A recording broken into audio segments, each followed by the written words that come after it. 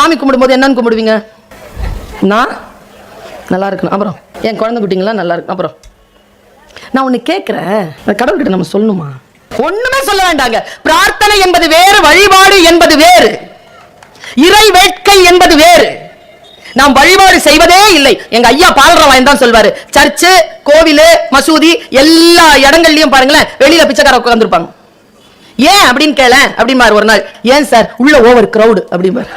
இது கொடு அது கொடு என்று பிச்சை கேட்பதற்கு பெயர் அல்ல பிரார்த்தனை, அதல்ல வழிபாடு. நீ சும்மா போய் ஒரு 2 நிமிஷம் அப்படி கண்ணை மூடி நின்னாலே போதும், அந்த பிரசன்ஸ் போதும்.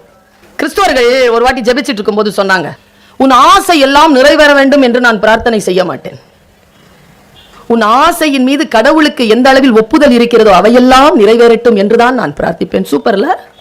தயவு செய்து கடவுளிடத்தில் வேண்டுகின்ற பொழுது என் மனைவியும் மக்களும் சந்தோஷமாக இருக்க வேண்டும் என்று மட்டும் கேட்டு விடாதீர்கள்.